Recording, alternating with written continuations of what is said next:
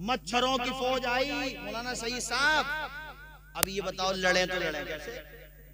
उन्होंने आते ही अटैक किया आंखों में, और एक मच्छर आज भी आंख में चला जाए, और उस मच्छर का साइज बड़ा था, ये भी बता दो। आज का साइज तो छोटा है थोड़ा सा, अब तो तुम्हें ये पता नहीं चलेगा इसकी आंख कहाँ है और नाक कहाँ है। उस वक्त भी पता नहीं, ये पता नहीं था, ये था बहरहाल, लेकिन ये है कि मच्छर बड़ा था। उसने आकर के पहले तो आंखों की खैरियत पूछी, और उसके बाद तफसीर की किताबों में लिखा हुआ है, खुदा की कसम, ढांचे बच्चे ढांचे। कंकाल समझते हो? कंकाल वो तो सभी चाट गए, वो तो सगे रिश्तेदार को न छोड़े। अरे रिश्तेदार मुझे घर पे रहते हैं, वो रिश्तेदारी समझो। तुम कितने खिला दिए उन्हें, मगर रात को कान पे आकर उन्हें बाजा बजानी है। और अगर कंट्रोल करोगे तो दो तीन अपनी मार लोगे तुम, अगर तुम ये सोचोगे। वो तो अब आकर की दवाइयां आने लगी हैं तो आदमी चलो कुछ हैंडल कर लेता है, वरना पहले बड़े बूढ़े बेचारे बड़े परेशान रहते थे। घर में ईंधन था तो धुआं भड़का दिया हो गया, मगर धुआं खत्म तो फिर से उनकी सीटी शुरू। ये बड़े बूढ़े बैठे, पूछो इनको। मगर हजरत इनके खान पान ऐसे थे और बॉडी में इनके इतनी पावर थी, जिसको कहते हैं ना दिफाई ताकत कहते हैं, बीमारी से लड़ने की ताकत। इन्हें कितने ही काटते थे, ये तो चादरें भी नहीं ओढ़ते थे खेतों में, ऐसी सो गए, इन्हें बीमारी न हुई। और अब एसी में रहने वाले को एक काट के चला जाए, डेंगू हो नहीं होना उसे। इतना डेंगू हुआ है साहब इस मर्तबा, तो अल्लाह की पनाह भई। उफ़ो, जिस पे भी नजरे करम मच्छर की हो गई, डेंगू से पहले निकल के थोड़ी आया। डॉक्टर 2-3 साल से मैं देख रहा हूँ भाई, 2 विभागों ने पैसा कमाया, सिर्फ 2 विभागों ने, जलसे वालों का। मगर 2 विभागों ने साहब, एक तो हमारा पुलिस का विभाग और उनसे पहले डॉक्टरों का विभाग, चूंकि इनका तो बंदी ना हुआ। और ऐसा वो मच्छरों ने जब, अब तुम पूछो कि हजरत इसका क्या हुआ, सबसे बड़े वाले का? तवज्जो फरमाया, कई तो निबट गए कोरोना में, बाकी का नंबर अल्लाह ने चाहा आमीन तो कह दे करो ऐसे टाइम पे। अरे मैं तुम्हारे लिए थोड़ी कह रहा हूँ, भले आदमी समझा करो किसके लिए कह रहा हूँ, तुम्हारे लिए तो दुआएं हैं यार। हजरात तवज्जो फरमाएं, एक मच्छर, उन्हीं मच्छरों में एक मच्छर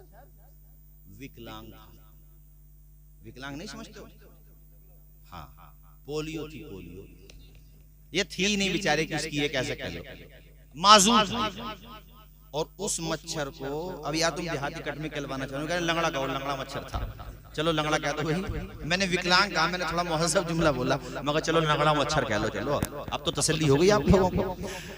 तो वो स्पेशली ब्रेन वॉश, आजकल एक लफ्ज़ बड़ा चल रहा है, ब्रेन वॉश। ब्रेन वॉश था, प्री प्लान भेजा गया था, और उसको जिम्मेदारी ये दी गई थी कि तुम्हारा काम ये है कि जब सबके ढांचे हो जाएं और सबका हो जाए, तो उसके बाद तुम सबसे बड़े वाले पे अटैक करना। वो प्री प्लान था भाई, सबका रिमोट कंट्रोल है ना कहीं, अल्लाह के दस्ते कुदरत। तो अब ये तलाश कर रहा होता, वो तो ऐसा होता है ना, बड़े लोग तो पहले पब्लिक को ही मरवाते हैं ना, तो फौजी को तो सब मच्छरों ने निपटा दिया। इसने देखा फिर नमरूद ने कि भाई ये तो मामला पलट गया, और यहाँ तो बिल्कुल मामला जो है कुछ हाँ, वो तो सभी खत्म हो गया। तो अब इसने जो है अपना रास्ता लेना शुरू कर दिया, मगर वो पीछा कर रहा था जो आया था, ब्रेन वॉश्ड था, और उसको जो है भेजा गया था बाजार। पकड़ लिया उसने मच्छर, उसको ये भी मच्छर ही समझ लो इसे भी, अरे ये भी मच्छर था, मच्छर ने मच्छर को पकड़ लिया ये कह। तो उसने जो है नाक के रास्ते से, नाक में जब नाक के अंदर से 2 रास्ते जाते हैं, एक तो मुंह की तरफ को आता है और एक सीधा सेंटर की तरफ को जाता है। तो वो मुंह की तरफ नहीं आया, वो नाक के रास्ते से सेंटर हाउस की तरफ चला गया। और उसने जो नमरूद की खैरियत पूछी है, तो किताबों में लिखा, अगरचे तफसीर की बात है, लेकिन ये तो तय है कि मुद्दतों रहा। एक तफसीर में तो ये है कि 100 साल के करीब रहा, एक में ज्यादा भी रहा। वो तो हिसाब से करता था ना, अपने कुछ चाट लिया उसके बाद फिर आराम से बैठ गया। अब यही नमरूद, ये तुम्हें सिर्फ इसलिए सुना रहा हूं ताकि उम्मीद की किरण तुम्हारे दिल में बेताब रहे कि अल्लाह कुर्सी पे बिठाता है तो गिरा भी देता है। कब कौन LBW हो जाए पता थोड़ी है किसी को, जानते हो मेरे साथियों। मगर इतना तो तय है कि वो काफी दिनों तक रहा, और उसने भेजे में जाकर के पहले तो अपने रास्ते वास्ते तलाश करे होंगे उसने कि ये सोने का जगह, ये सोने की जगह है, यहाँ ये है, सारी डिटेल उसने देखी। उसके बाद जो है जब वो मच्छर भेजा खाना शुरू करता नमरूद का, इसके सर में बड़ा दर्द होता और ये जनता से कहता, अरे जालिमों बैठे रहोगे या मेरे सर पे अपने चप्पलों की बरसात करोगे, चप्पलों की। और दुनिया में अल्लाह ने दिखा दिया कि सर झुकवा रहा था, तेरी औकात तो चप्पल खाने की है। तेरी औकात, बोलिए ना जोर से सुभान अल्लाह, बोलिए अल्लाह एक है, आवाज आए अल्लाह, जोर से बोलो अल्लाह। वही हमारा खुदा है, अंधेरा दूर करने को उजाला कौन देता है, उम्मीदें टूट जाएं तो सहारा कौन देता है, शिकम की आग जब बढ़कर कलेजा छलनी करती है, बुझाकर तिश्नगी मुंह में निवाला कौन देता है, और वो न चाहे तो बहते दरिया से एक कतरा भी कोई पी न सके, कता कर दे अगर वो तारे नफस, एक लम्हा भी कोई जी। नमरूद की दुनिया, अच्छा पब्लिक भी जानती थी, वो बेचारी डरती तो थी, पब्लिक भय था, वो भी खूब तबीयत से खूब मारते थे, जैसे तबला बजाया जाता ना इस तरीके से खूब।